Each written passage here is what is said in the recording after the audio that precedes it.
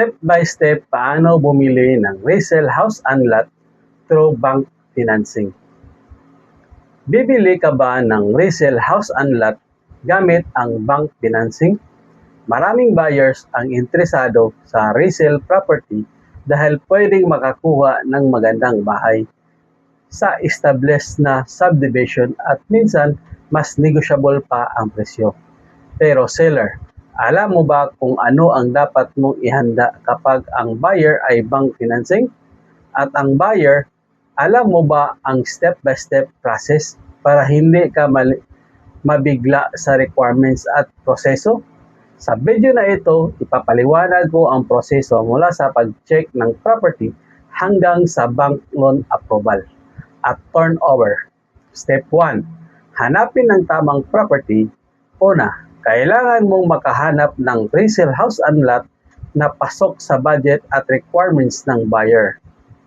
I-check ang location, lot area, floor area, condition ng bahay, presyo at kung negotiable ba ang property. Importante rin na alam kung may existing mortgage, unpaid taxes, HOA dues at iba pang obligation ng property. Seller, maging transparent sa buyer tungkol sa actual condition at status ng property. Step 2. I-check ang title at documents. Ito ang isa sa pinaka-importante ng step.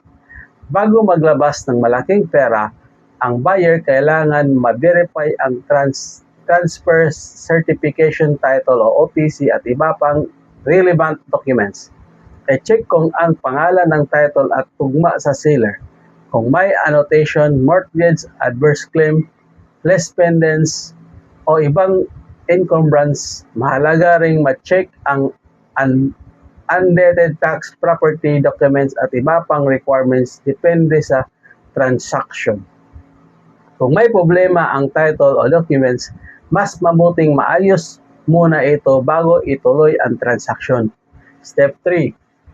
Mag-agree sa selling price. Kapag okay ang property at documents, mag-negotiate na kayo ng presyo. Halimbawa, ang selling price ay 5 million. Dito kailangan malinaw kung magkano ang down payment o equity ng buyer at magkano ang i-loan niya sa bank. Importante ring malinaw kung sino ang sasagot sa taxes, transfer expenses, registration fees at iba pang transaction costs. Huwag umasa sa verbal agreement lang. Dapat documented ang agreement ng buyer at seller. Step 4. Magpa-pre-qualify sa buyer sa bank. Next, kailangang malaman kung qualified ba ang buyer for bank financing.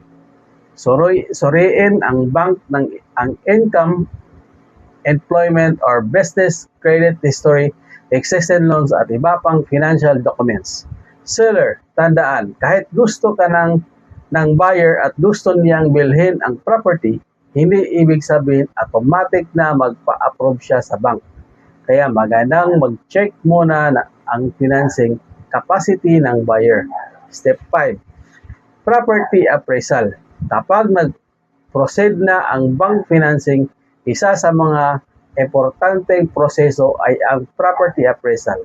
Pupunta o mag-assess ang bank-appointed appraiser sa property para malaman ang estimated market value nito. Halimbawa, ang agreed selling price ay 5 million pero ang appraised value ng bank ay 4.5 million lamang. Posibleng makapektuhan nito ang amount na pwedeng i-finance ng bank.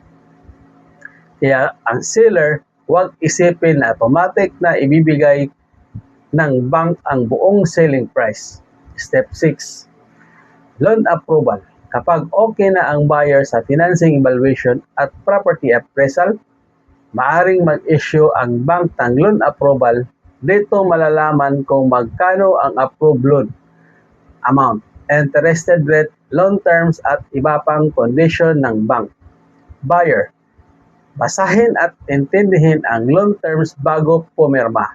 Seller naman, siguraduhin malinaw ang agreement habang hinihintay ang bank process.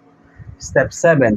Signing of documents. Kapag approve na susunod ang documentation, maaring kailangan ang deed of absolute sale, loan documents, mortgage documents at iba pang requirements. Depende sa bank at transaction.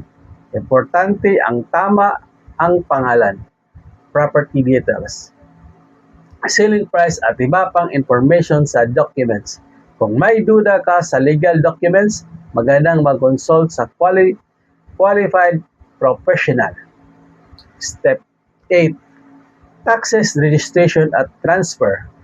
Pagkatapos ng signing, kailangan ma-process ang applicable taxes at fees at registration ng documents. Kasama rito ang mga kinakailangang government at registration requirements para malipat ng maayos ang ownership at exact na taxes, fees at kung sino ang sasagot ay depende sa transaction at applicable rules. Kaya dapat malinaw ito sa buyer at seller bago pa man mag-close ng deal. Step 9. Bank release. Kapag complete na ang requirements, documents at condition ng bank, saka lamang maaring mangyari ang release ng loan. Proceed subject sa bank procedures. Seller, huwag basta mag-assume na dahil approve na ang loan ay applicable na agad ang pera. Kailangan pa rin makomplete ang condition ng bank bago ang actual release. Step 10. Turnover ng property. Kapag completed na ang transaction at property settled na ang payment, saka gagawin ang turnover property. Dito ibibigay ang possession ng keys at iba pang agree items sa buyer depende sa terms ng sale. Maganda rin gumawa ng turnover documentation para may record ang parehong parties. Importante. Reminder para sa seller. Seller, kung may buyer kang bank financing, huwag matakot sa process. Ang bank financing ay normal na proseso sa real estate, pero kailangan talaga ng patient at complete documentation. Ang pinaka-importanteng bagay ay una, clear at properly verified ang title. Pangalawa, complete ang property documents. Pangatlo, qualified at approved ang buyer. At pang-apat, malinaw ang agreement ng buyer at seller. Huwag ding tumanggap ng malaking amount o pumirma ng importanteng documents nang hindi malinaw sa iyo ang terms. Kung ikaw ay seller o resell house and lot, sana nakatulong sa iyo ang step-by-step guide na ito para mas maintindihan mo ang proseso.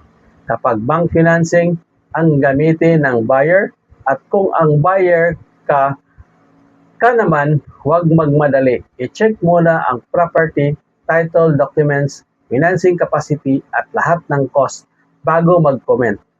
Reminder, sa real estate, hindi lang dapat marunong kang bumili, dapat marunong ka ring mag-verify.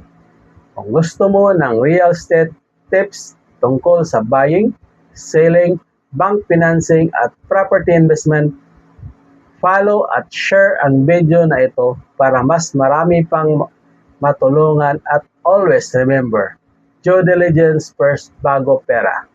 This is Albert, the PRC accredited